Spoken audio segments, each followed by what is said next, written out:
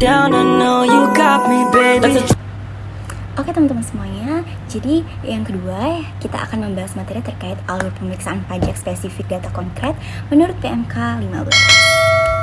Jadi yang pertama yaitu tahap persiapan pemeriksaan, dan tujuannya itu sama, menyiapkan siapa saja yang diperiksa, apa aja yang diperiksa, dan bagaimana cara memeriksanya, dan langkah-langkahnya. Itu yang pertama yakni penunjukan supervisor, tentunya sama seperti sebelumnya, yakni kepala UP2 itu akan menunjuk SPV untuk memimpin proses pemeriksaan. Lalu yang kedua ada profiling WP atau wajib pajak. Jadi supervisor ini akan mengumpulkan dan mempelajari data wajib pajak seperti laporan pajak, transaksi pajak, dan data eksternal. Jadi tujuannya itu akan mencari indikasi ketidaksesuaian atau potensi pajak yang kurang bayar. Lalu yang ketiga itu ada penyusunan audit program. Jadi supervisor ini akan membuat rencana pemeriksaan, apa yang diperiksa, metode, dan tekniknya seperti apa. Jadi bila dibutuhkan juga bisa minta tenaga ahli untuk membantu. Lalu yang keempat ini ada penunjukan tim pemeriksa. Jadi kepala UP2 ini akan menunjuk tim pemeriksa resmi. Lalu yang kelima ini ada input audit program dan terbit SP2 dan SPM. Jadi rencana pemeriksaan ini akan dimasukkan ke dalam sistem yakni Cortex atau DJP. Lalu yang selanjutnya itu akan terbit surat perintah pemeriksaan dan surat pemberitahuan pemeriksaan. Lalu pemeriksaan tersebut akan resmi untuk dimulai. Jadi untuk tahapan ini adalah tahapan persiapan. Jadi sebelum tim benar-benar memeriksa harus adanya tahap persiapan untuk pemeriksaan.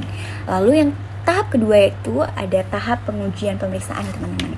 Jadi tahap ini itu adalah saat tim pemeriksa itu benar-benar bekerja untuk memeriksa wajib pajak. Jadi lama waktunya itu sekitar 10 hari kerja. Jadi langkah-langkahnya apa aja sih? Lalu langkah-langkahnya sama seperti sebelumnya. Yang pertama itu penyampaian surat pemberitahuan ke wajib pajak. Jadi wajib pajak itu akan menerima surat bahwa pemeriksaan tersebut telah dimulai. Jadi bisa dikirim lewat pos, ekspedisi, atau sistem elektronik.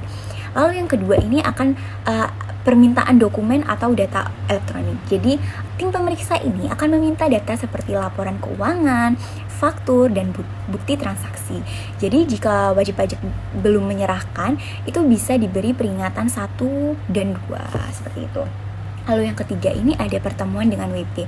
Jadi pemeriksaan ini bertemu WP secara offline maupun online untuk membahas data dan hasil sementara. Jadi pertemuan ini juga sekaligus penyampaian SPHP atau surat pemberitahuan hasil pemeriksaan. Jadi semua pertemuan itu akan dibuatkan berita acara pertemuan atau yang biasa disebut dengan BAPK. Lalu yang keempat ini akan ada permintaan data ke pihak ketiga, yakni itu jika perlu ya teman-teman. Jadi misalnya ke bank, vendor, atau instansi lain untuk memastikan kebenaran data wajib pajak tersebut.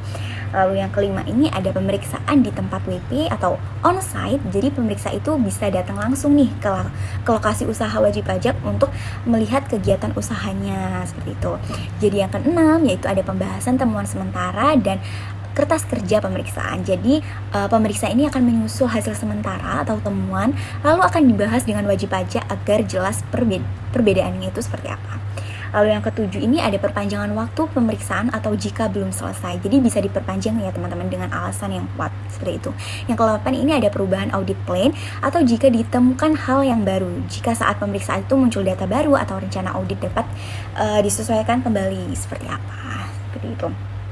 Lalu next ke tahap pembahasan dan pelaporan, yakni ini adalah tahap terakhir ya teman-teman, dimana itu setelah pemeriksaan selesai. Jadi untuk lama waktunya itu kan 10 hari kerja, dan langkah-langkahnya itu seperti apa.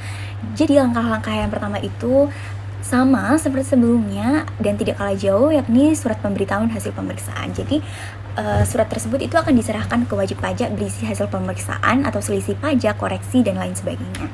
Lalu yang kedua itu ada tanggapan wajib pajak, maksimal itu 5 hari kerja teman-teman. Jadi wajib pajak ini boleh memberi tanggapan atau bukti tambahan.